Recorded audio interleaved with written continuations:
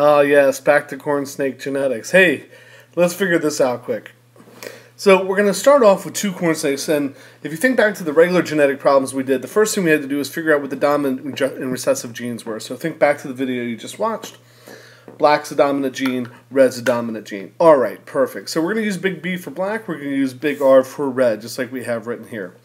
I'm going to tell you, I want to take and I want to breed two heterozygous individuals together, completely heterozygous.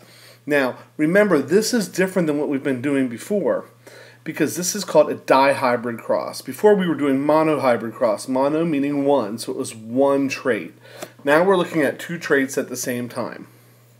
So we're going to have, if we have a completely heterozygous individual, we're going to have big B, big R, little r. And we're going to cross that with a big B, big R, little r. So it's really similar to what we were doing before, but we're throwing that extra trait in. But this creates some problems and changes things around a little bit. Because think about it, if you were just doing, right, if we were just doing big B, little b, and I said, hey, that's what we have, what would the two gene combinations you have be? Well, when you made your Punnett square over here, right, so we make our Punnett square, we got to get enough, you would have had a big B, little b, and those are the only two possible genes you had. And then the other guy would have gave a big B, little b. Now, here's the deal.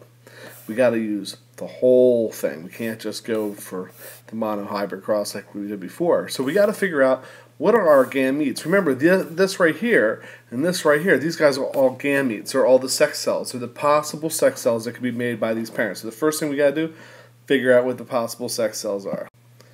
Here we go. Let's figure it out. If I have big B, big R, little r, what are my possible sex cells?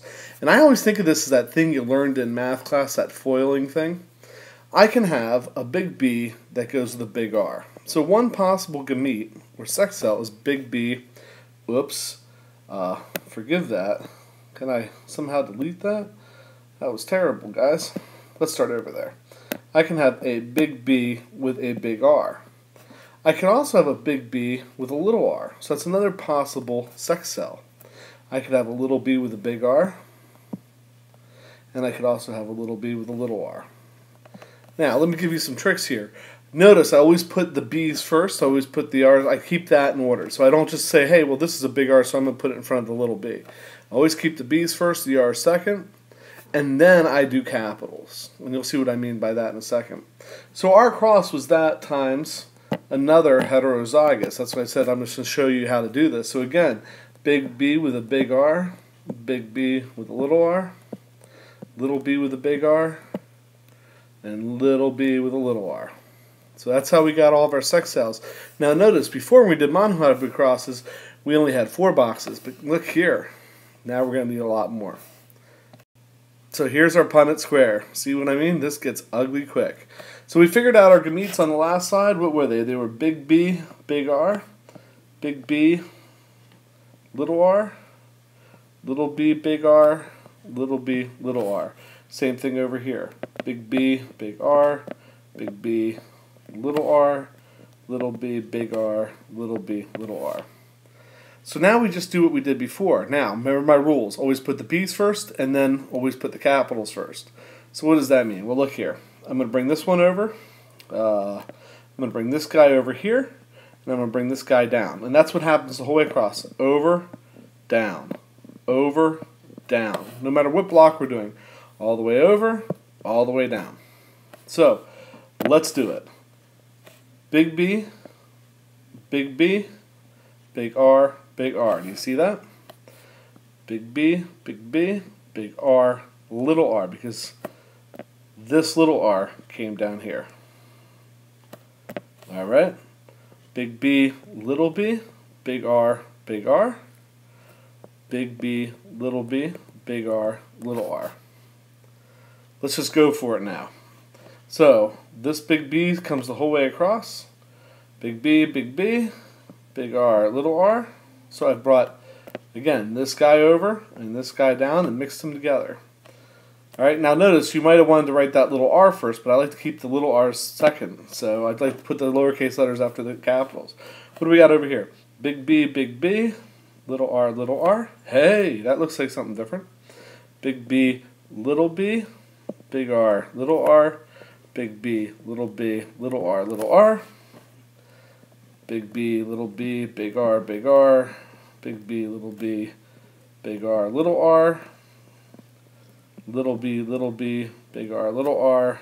Little b, big R, little r. Oh, here we go. Big B, big R, little r. Big B. It's hard to write on this. Little b, little r,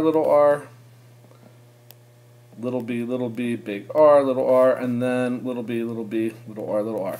All right, let's figure this out really quick. All right, so I'm going to grab a different color here. I'm going to grab like orange to be our normal, our kind of brownish phase. So that's our normal phase. Let me make my line a little bit bigger here. All right, here we go. So this one's normal because I got a capital B and a capital R. If I have one of each, we know it's normal. So this is a normal color corn snake. So the phenotype would be normal. Again, I got a big B and a big R, so I got a normal color. A big B and a big R, so I got completely normal. Big B, big R, completely normal. Big B, big R, completely normal. Big B, big R. Even though those recessive traits are there, it's still normal because I got one capital B and one capital R. Got them here, normal. Got them here, normal. Got them here, normal. All right, 1, 2, 3. And I think that's it. So let's get a red color here real quick to do the reds. So in order to find red, I can't have any brown or any black. So if I have this black here, that can't be red. But the black is gone here and I have a capital R, so that is red. The black is gone here and a capital R, red. Black is gone, capital R, red. The black is here and there's no red, so this is black, this is black, this is black. And then check out this guy down here. Little b, little r. No red or black, so he just stays white. And actually, I can check this by counting. 1, 2, 3, 4, 5, 6, 7, 8, 9. There's 9 normals, there's 3 blacks, and there's 3 reds, and 1 white. And that's called a 9-to-3 to 3-to-1 ratio, but we're not going to have that time this year to get into that. But this is how you do those corn snake Punnett squares. This should help you figure out that lab. All right, guys.